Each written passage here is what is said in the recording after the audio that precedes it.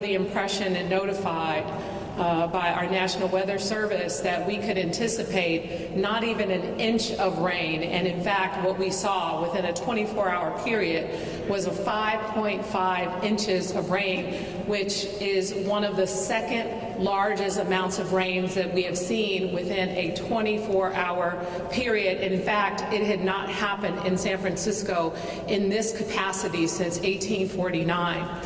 So you can imagine that it had impacted our city in such a significant way, and including businesses, homes, our streets, and a number of other things. And although the information we had was not sufficient to help us prepare in the capacity that we needed to address the issue, our first responders, many from the Public Utilities Commission, who cleared out storm drains along with the Department of Public Works, our fire department, our police department, so many of the folks in the Department of Emergency Management stepped up and did what we needed to do to address this unprecedented event.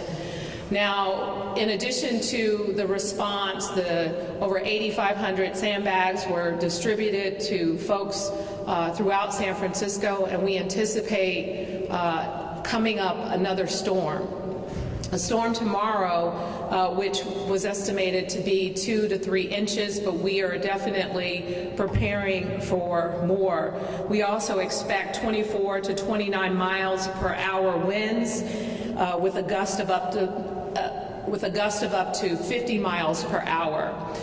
So we anticipate something just as significant tomorrow as what we experienced, and we will be prepared. With sandbags, we will be prepared with support, and we want to just say to the public, please use 911 wisely. We have a lot of emergencies that we will need to respond to, so we want to make sure that 911 is used as a life or death tool only.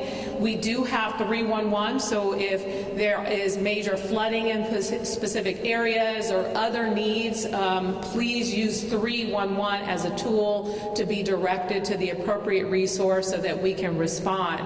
We have a number of our city agencies that are here today to talk more specifically about what we need to do to be prepared. This, again, is something that San Francisco has only seen once, and even in 1994, to a certain extent, we saw it during that time as well. We saw it all over the Bay Area, not just in San Francisco, and our hope is that while we are still recovering, cleaning out storm drains and working really hard to get our city back on track, the time is not going to be sufficient between now and the next storm to completely recover, and so we are asking the public to just limit a number of things, limit unnecessary travel, make sure that if you need sandbags, we have Carla Short from DPW who will be providing information as to where you can go to get additional sandbags. Stay focused on using 911 for emergencies only and use 311 as an alternative. We are prepared to deal with this, and we are hopeful that the public will help us. And for those of San Franciscans who have been adopting drains over the years, I know a lot of community members have taken responsibility to help clear drains to ensure that the water flow is able to make it into the storm drains, but we know that the amount of water that had come down during New Year's Eve and will possibly happen tomorrow may overwhelm our system. This is why we're going to be out working 24/7 to get our storm drains cleared, to get our city prepared, and we're asking members of the public to be patient, to be understanding as we get through this, because we will get through this. And at this time, I want to introduce the Director of the Department of Emergency Management, who will be responsible for overseeing our emergency operation as we get through this very challenging time, Mary Ellen Carroll.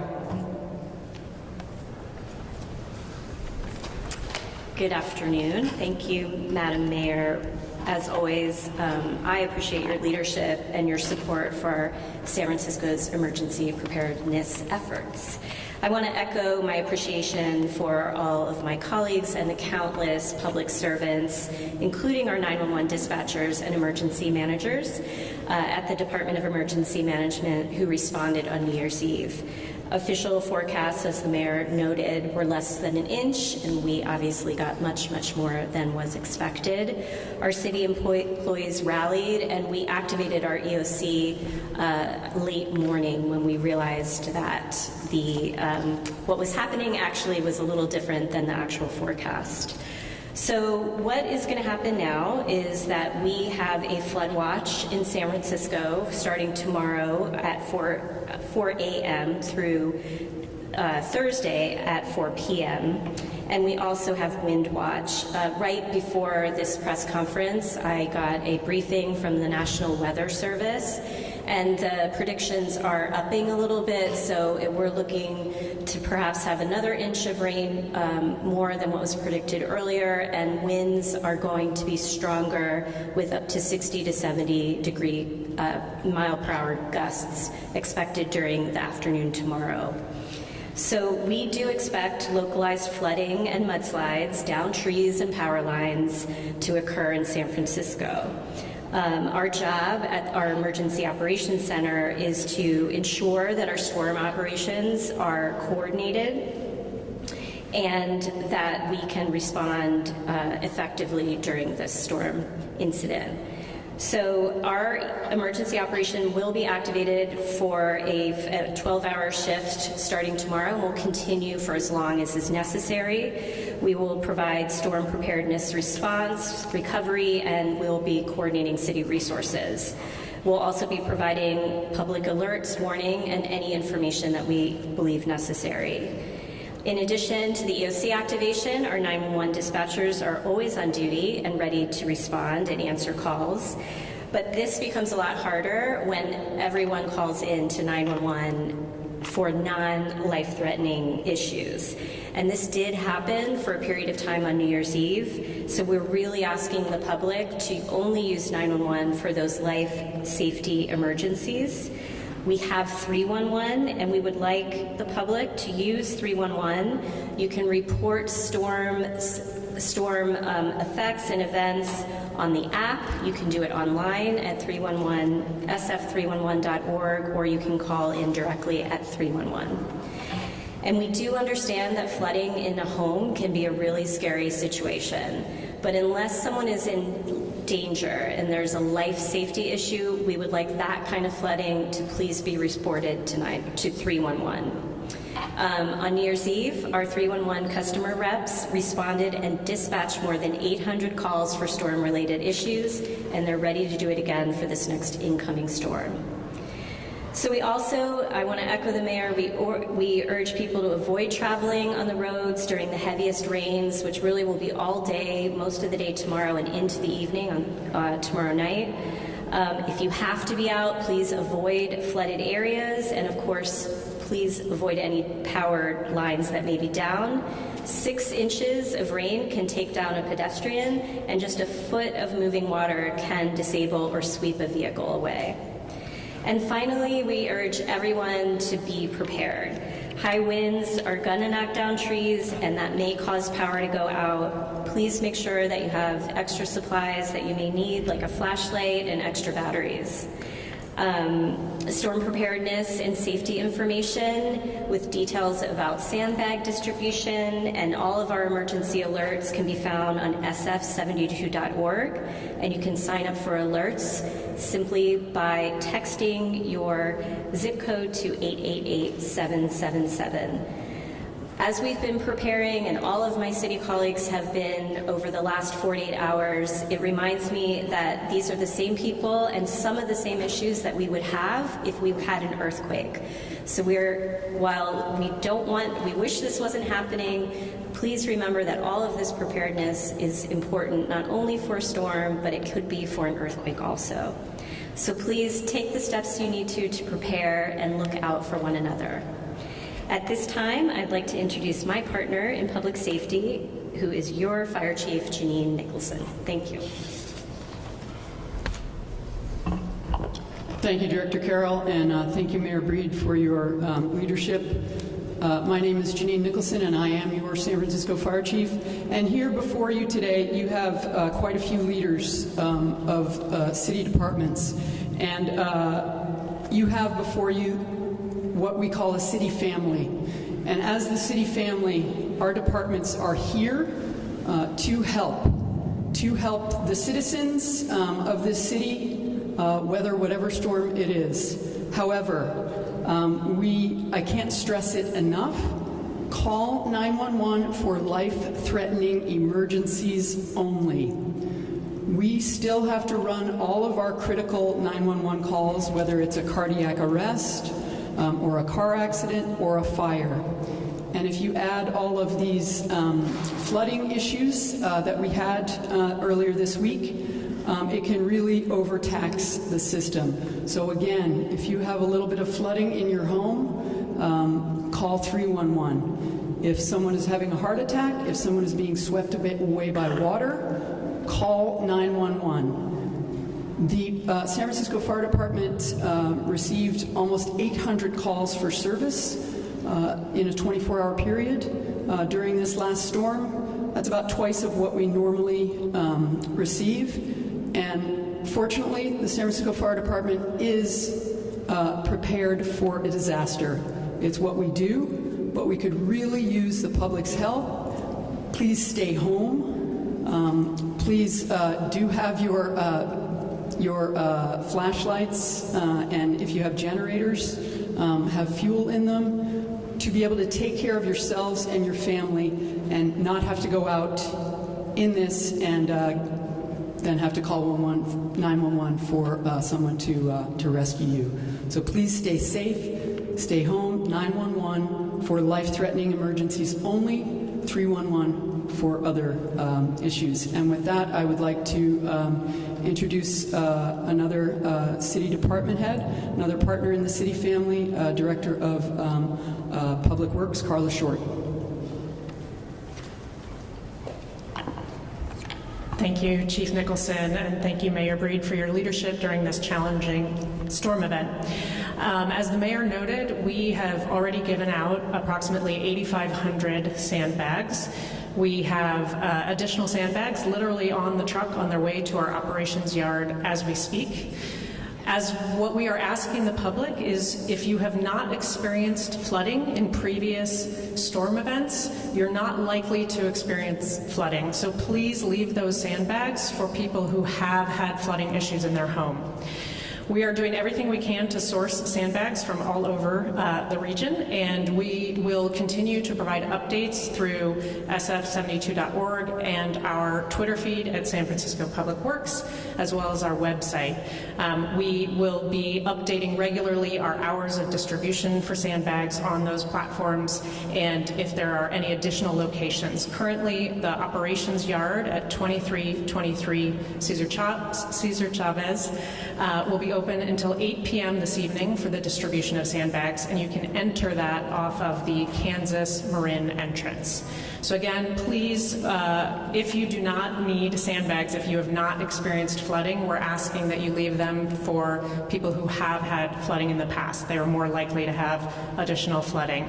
But we're going to do everything we can to ensure that we have sufficient sandbags available. Thank you. Oh, and with that, I would like to introduce the General Manager of the Public Utilities Commission, Dennis Herrera.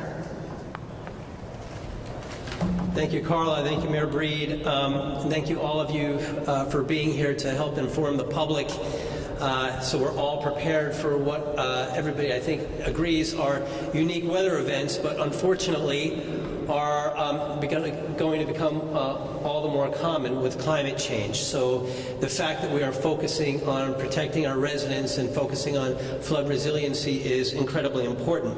At the PUC, we have a three-pronged approach.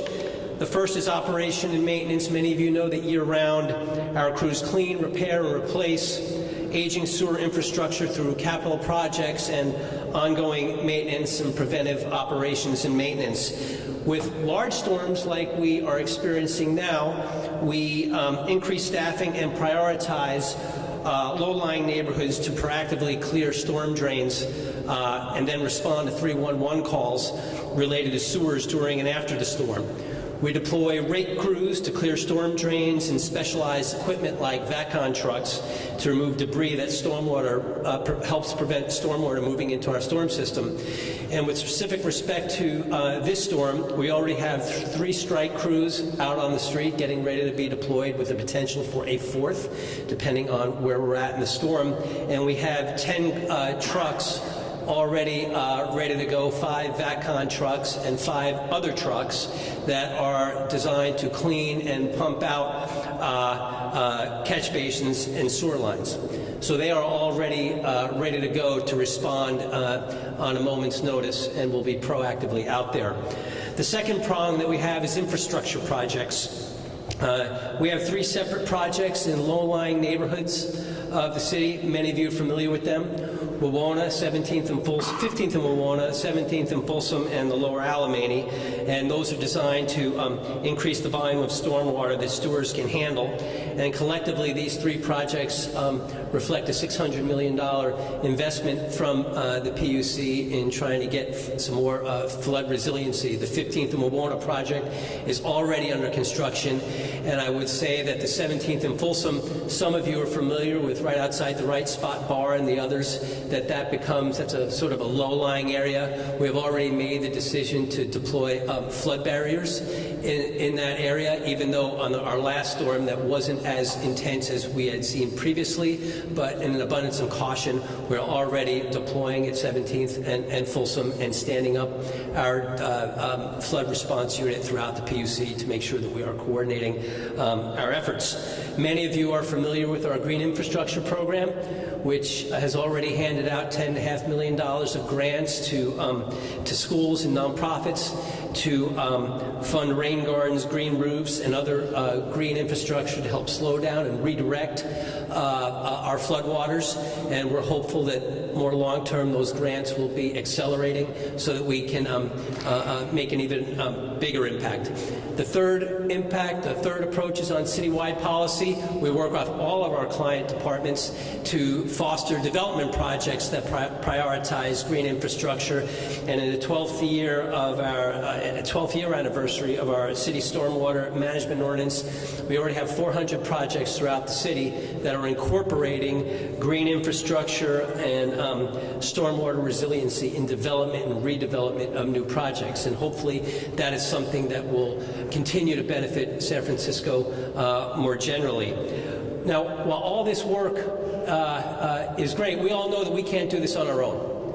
We can't do it. These storms are more intense. We depend on our community partnerships. We have 25,000 storm drains in this city.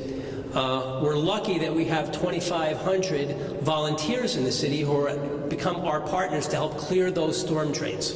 We have 2,500 volunteers who have already volunteered to take on about 3,800 of those different drains, spending their time raking and help clear those drains. And I'm very happy that we have David Lang here, who is our community partner, who has adopted 8 drains on his very own to take responsibility for. So we need to go out and spread the word about the good work that our community partners can do to help us collectively manage a problem that is going to become all the more intense with the increasing challenges that we face from climate change. So David, thank you very much. And for those of you that are sort of wondering what else you can do, you've heard preventive things that you can do as a resident, and encourage you to go out and get flood insurance. It's available for renters, for your belongings, and building owners yourselves. And also at the PUC to take advantage of our floodwater management grant program, where we will reimburse you up to $100,000 for projects that are flood resilient that qualify. If you're installing backwater valves, flood barriers on doorsteps or your driveways, water-resistant seals, sump pumps, please take advantage of our floodwater management grant program. We want to be your partner, and we will sort of reward you for taking a step to help us along. So you can find information on our website in multiple languages about our flood insurance and the floodwater grant program and more by visiting sfpuc.org/rainreadysf.com. So that's what we have both in the immediate short term and more long term about how we can partner together to make sure that we're all doing our part to be as flood resilient as possible. And I want to thank my city partners here and Mayor Breed for her leadership to making sure that we're as coordinated as possible to protect the residents of the city and county of San Francisco. Thanks very much.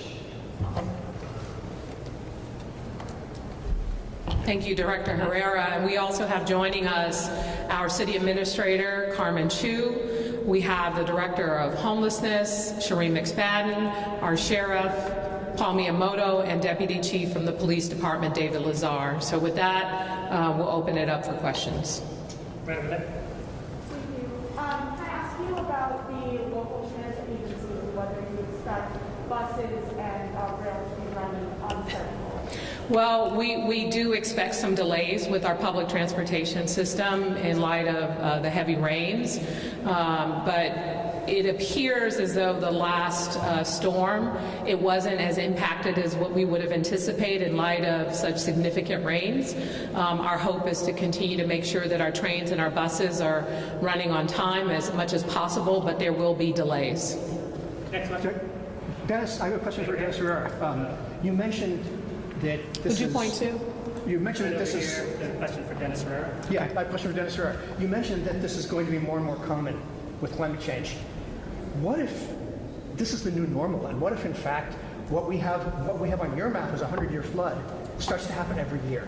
You mentioned some programs. Is the city's long-term infrastructure planning up for that? And what do we need to do if this is something that we start to see every single winter, and the 100-year flood map becomes the every-year flood map? Well, I think you're already seeing the investment in that kind of thing, Tim. I mean, I just talked a little bit about $600 million that the PUC is investing in green infrastructure projects. It's in recognition of the fact that we do have a changing normal. You heard me talk about the 400 development and redevelopment projects that the city has, which represents a citywide approach to development and redevelopment to demand that our development projects incorporate green infrastructure and resiliency so we can have some diversion and reroute water and make sure that it lessens the impact. So I think that those projects reflect the collective political will of everybody up here, as well as the Board of Supervisors, that we have to get ready for a new normal. So I think that is indicative of the fact that under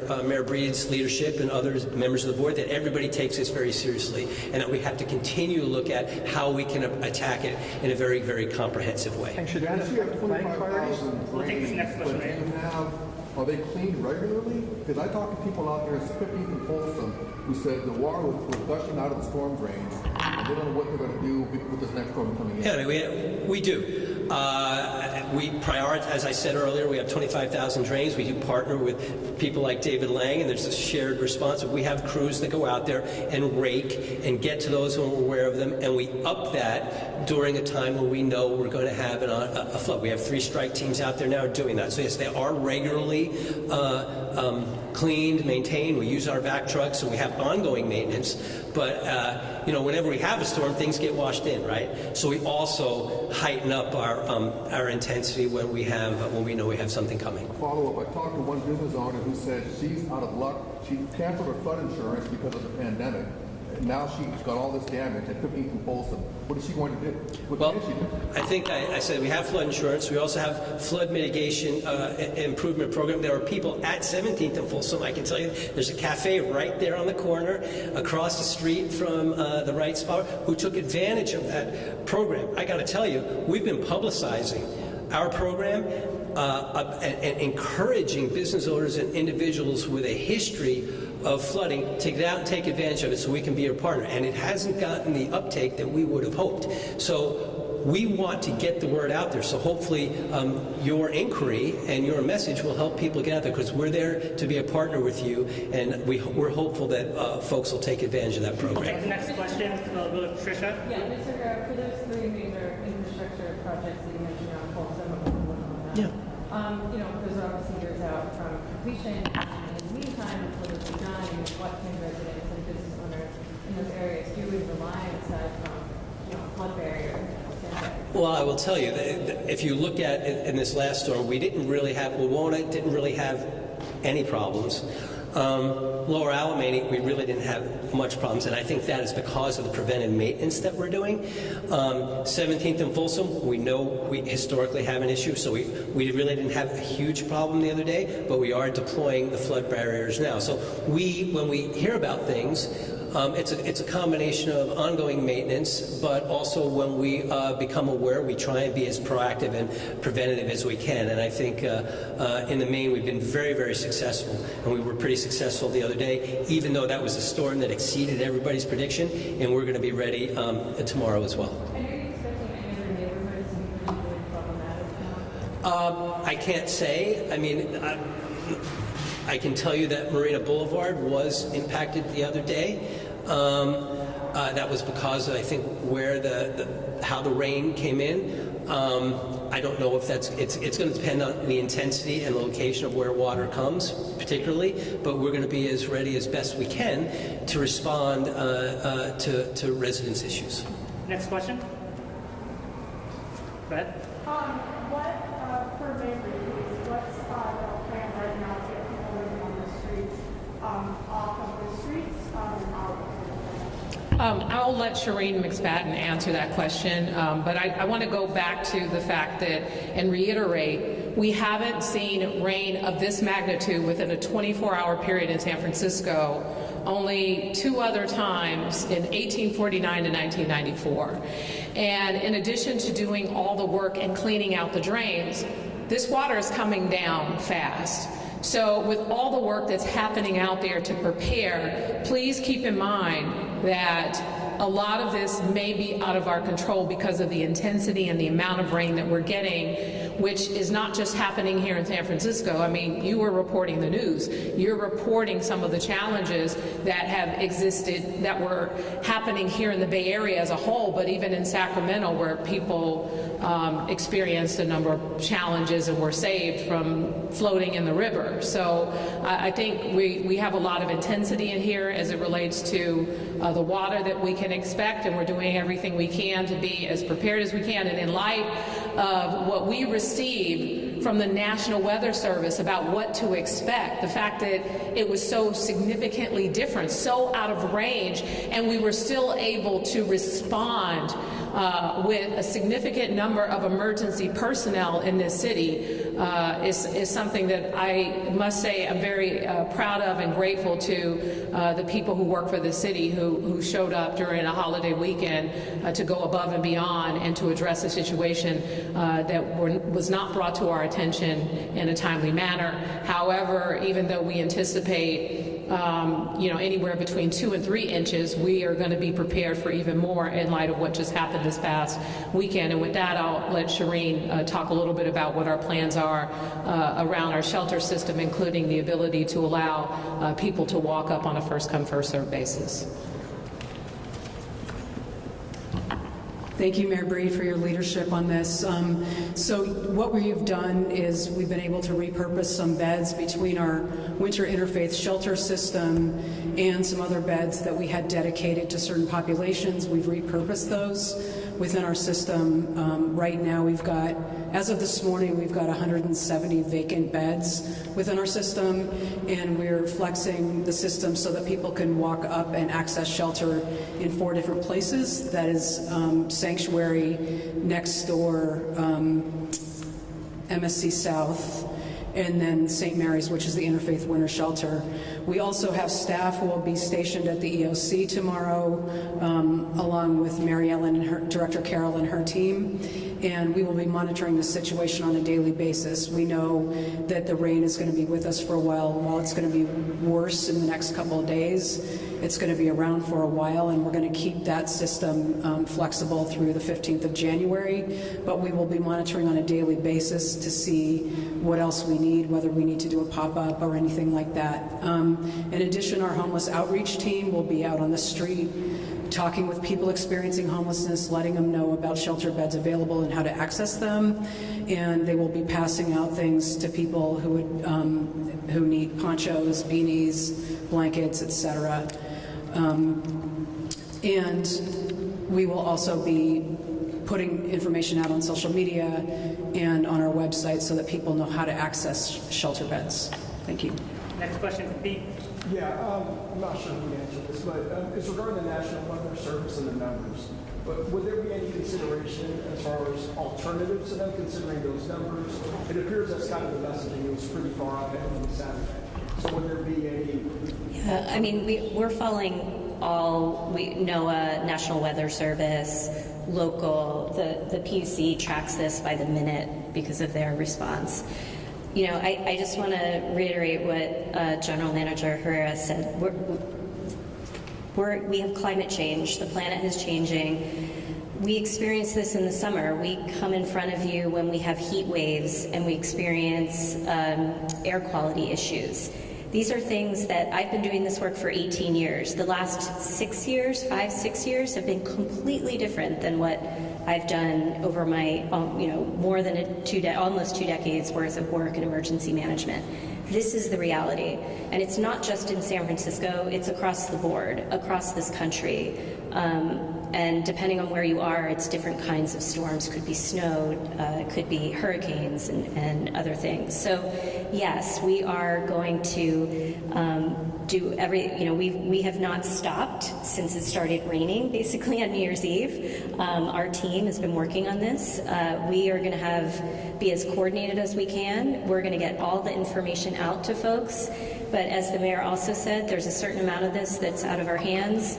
I think I maybe said to you, we don't have a device yet that stops the water from hitting the ground before it gets here. So, it's really around public information and everyone taking responsibility for, keeping themselves safe, keeping our first responders available for those that truly need it. And, as I said, and as Fire Chief said, people still have heart attacks and strokes and babies during all kinds of events. And so we have to have that first response capability available. So yes, we will always plan for a little bit more and we'll flex as much as we can. But we are looking at all different kinds of forecasts. And I can tell you, we've worked with NOAA and we've worked with the National Weather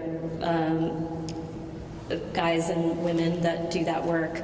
They are challenged as much as anyone else. It's a whole new world. And so we're going to follow everything they say. We're going to over-prepare. And for instance, on New Year's Eve, we were all home hoping we were going to have a quiet day, and that didn't turn out to be the case, but that's our job. We show up, and as did people in the field, and we'll continue to do that. Tricia, go ahead. Mary, you mentioned that NWS is expecting to start tomorrow night to be worse than initial predictions. Are they considering it to be at the level of a 100-year storm? Are they talking about that severity? They didn't describe that, and I don't have all of those metrics in my head, but we know that it's more than probably what our storm system is going to be able to handle, which means during the heaviest periods of rain, there will be flooding. I think the other concern, what I'm very concerned about, is the high winds. So we have a saturated ground, and we have trees that become much more vulnerable to the wind in that case. So we will see, I'm sure, we'll see trees down and branches down, which then leads to power outages. So it's all these compounding impacts of the storm that we're getting ready for. And what happened with the weekend? Was that a 100-year storm? Did NWS consider it that? I don't know what it was ultimately categorized as, and also, they don't know immediately. They take some time, even the PUC, to calculate the actual rainfall, then to determine what category it was. So I'm sorry, I don't know that information. Leanne? Yeah, so I had a question. I know that the school district is a different body, but have you been in contact with them at all to maybe suggest that maybe kids shouldn't go to school, or maybe, what's your take on that? We have been in touch with the school district, and Administrator Chu and I have been in touch with the superintendent. SFUSD plans on keeping kids in class. Really, as I think we all know from COVID, keeping kids in school is a priority for everyone. Of course, SFUSD will be monitoring the situation, and they'll make their own decisions. But as of now, they're keeping kids in school, and we support that decision. Any other questions? Right over here. Yeah, I don't see PG&E here. Are you confident, is the city confident that PG&E is prepared to deal with all of these problems as they happen? Have we been in touch with them? Oh yeah, we've been in touch. Yes, we are in touch. They were just on our incident management team call. They are doing their best. As you know, we have some outages today. We had outages over the weekend. I fully expect that we will have outages over the next few days. And we will be in close contact with PG&E. For us, we try to make sure we're monitoring our most critical infrastructure, such as the 911 center, hospitals, and other operation centers. And PG&E is well aware of what those are. So, yes, we are close partners with PG&E. All right, everybody, that concludes our press have one conference last today. question. Is one more? Okay. One over here. I was down over on 15th and Folsom on Saturday. I probably saw the video of the folks out on the little surfboards paddling out. Spoke to two of them. They were still cleaning out the garage where the cars were and stuff. They didn't have a lot of faith and confidence that this could be avoided again. What do you tell this family? Well, as I said, this is something that is unprecedented for our city, for the Bay Area, and we're going to do everything we can to prepare, but we can't control the weather. We can only make sure that we're doing everything we can prepare to ensure that our storm drains are clear, to ensure that our emergency responses are prepared, and that we are able to respond to people to provide help or to provide support. More so probably going to be after the fact in a case like what we're talking about as it relates to Folsom. We know that a lot of people are experiencing this, not just there, but also in the Bayview Hunters Point community and other neighborhoods where their homes have been red tagged. So I think at the end of the day, making sure that we're making the investments in infrastructure, making sure that we're making adjustments like our Public Utilities Commission Director had talked about, all these investments. I mean, if our city was not on a path to think about the possibility of heat waves and extreme weather as it relates to rains and other things, capturing that rainwater in a more responsible way and providing the level of support and changes to our infrastructure that we have over the past couple of years, things could have been a lot worse. So what we can say is we're going to do everything we can to prepare. We'll reassess the situation and make additional improvements to our infrastructures throughout the city to hopefully make sure that this doesn't continue to impact our residents and our businesses in such a significant way. Thank you. Thank you, everybody.